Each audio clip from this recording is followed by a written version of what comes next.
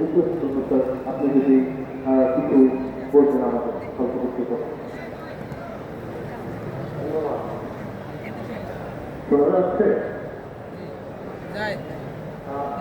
এই বিষয়টা এত ব্যাপক যে 15 মিনিট বা 20 মিনিটে কথা বলে শেষ করার মতো। আমরা দুইজন কথা বলছি, প্রত্যেকেই অনেক জ্ঞানী ব্যক্তি।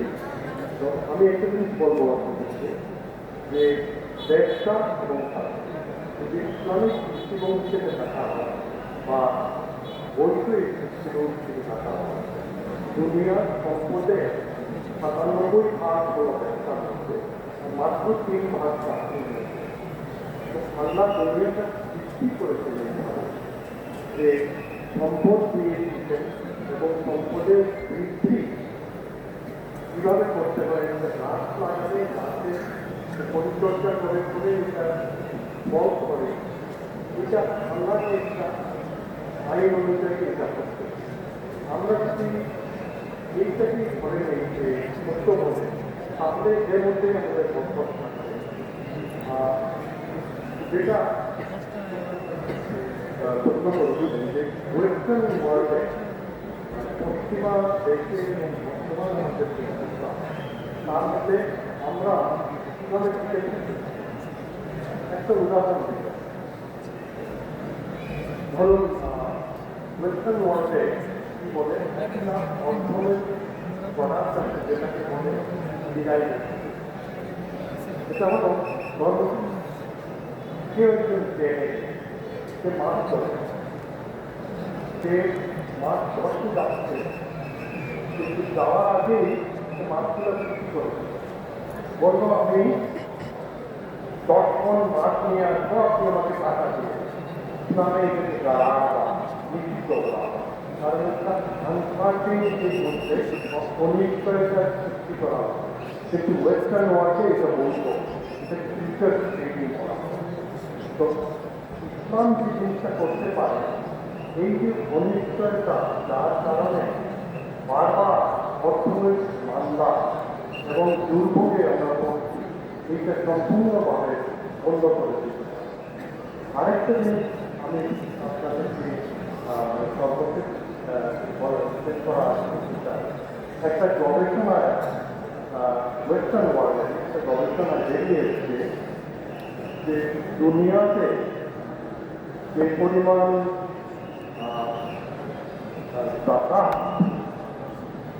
জাকাতের মানে সম্পদ থেকে যে পরিমাণ জাকাত আছে, এইটা যদি সদ্ব্যবহার করা হয় তো 4 বছরের ভিতর দুনিয়াতে কোনো দারিদ্র থাকবে না।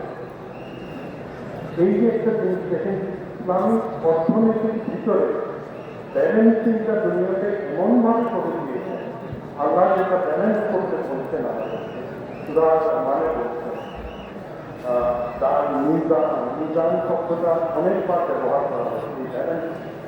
এই ব্যালেন্সিংটা রেখে যদি আমরা দুনিয়াতে চলি, তাহলে আমাদের সব বিপদ আপদ কেটে যাবে। অসংখ্য ধন্যবাদ আমাকে শোনার জন্য আপনাদের। ধন্যবাদ কাছে।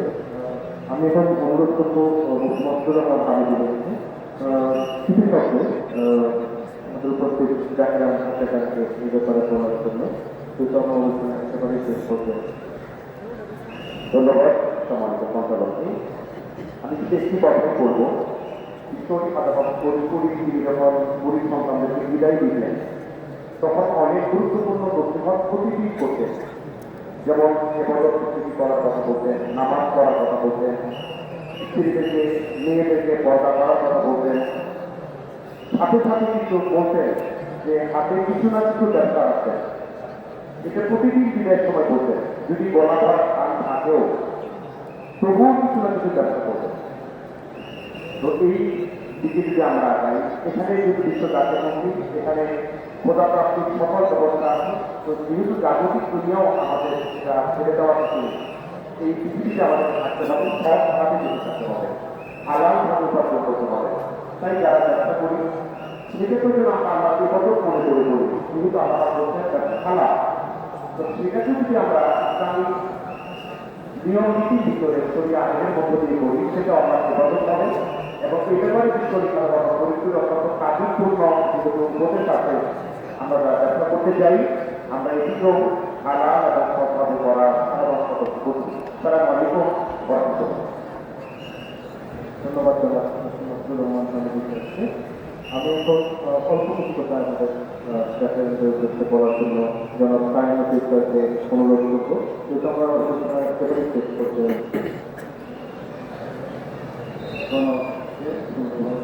করার জন্য একই সাথে এই কথাটাই বলবো প্রধানমন্ত্রী আমার কাছে যেহেতু ব্যবসা করার জন্য সাক্ষী যে বললেন প্রতিদিন যখন টাকা ছোট ছোট টাকা আটশো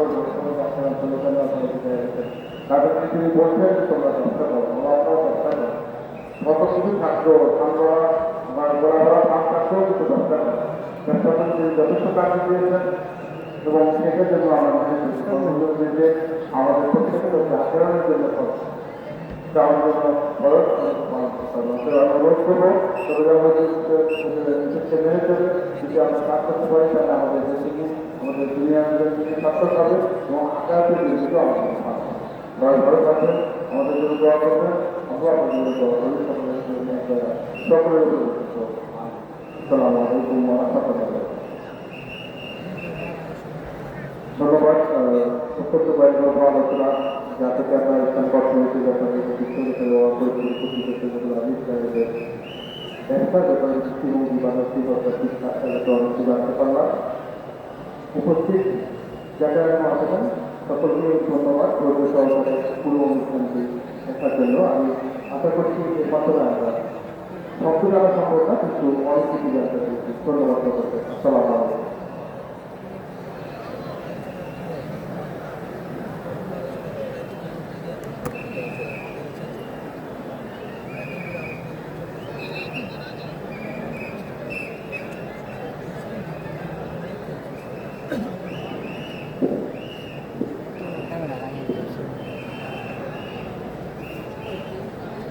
আমরা সকলেই করি আলহামদুলিল্লাহ।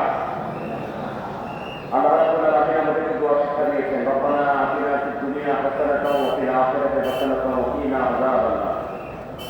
আমরা আল্লাহ পাকের কাছে দোয়া করি আল্লাহ তাআলা আমাদেরকে ইহকালীন হাসানাত কল্যাণ দান করেন এবং আখিরাতের কল্যাণও দান করেন। বিশ্বরী খালেদা ফরিদপুরের কাছে এদেশের রাষ্ট্রপতি পর্যন্ত এসে পরামর্শ নিতেন। যাকে ভাই আপনাকে ভুলে গিয়েছেন, এদেশের রাষ্ট্রপতি পর্যন্ত এসে কেবলাদান হুজুরের কাছে পরামর্শ দিতেন। আবার একজন কৃষক হয়েছে ফিলিপিনার জমিনে কোন ধরনের ফসল বুনবেন সেই পরামর্শ বিশ্বরী খালেদা ফরিদপুরে দিয়েছেন। যারা দয়াল নবীকে দেখতে চেয়েছেন যে হুজুর আমি দয়াল নবীকে দেখতে চাই, দয়াল নবীকে স্বপ্নযোগে দেখিয়ে যাওয়ার মতো শিক্ষা আমরাও তিনি দিয়েছেন। তিনি বলেছেন বাবা আমি আল্লাহকে পেতে চাই।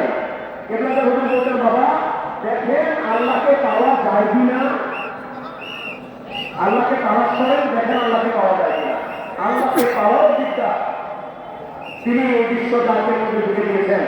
আমরা এক কথায় বলতে পারি বিশ্ব অলি খালেদা ফরিদপুরি শুধুমাত্র একটা ব্যক্তি নয়, তিনি একটা জগৎ, তিনি একটা প্রতিষ্ঠান, তিনি একটা মহান সমুদ্রের নাম বিশ্ব অলি খালেদা ফরিদপুরি।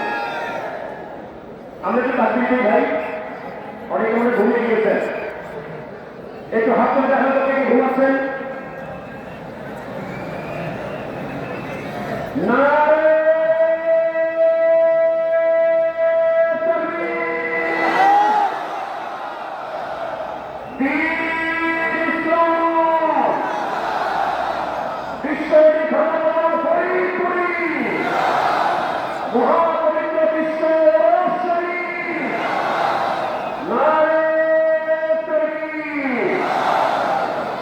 আমাদের মাঝে স্কলার্স ফোরাম বাংলাদেশের সম্মানিত প্রতিনিধি দল উপস্থিত হয়েছেন। আমরা আজকে সংক্ষিপ্ত আকারে তিনাদের বিশ্বজাতীয় মন্দিরের অভিজ্ঞতা শুধু শেয়ার করার জন্য আহ্বান করছি।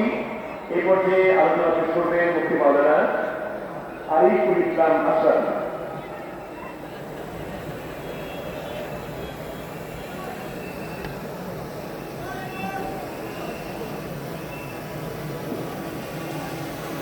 Now we have our honorable speaker, Sheikh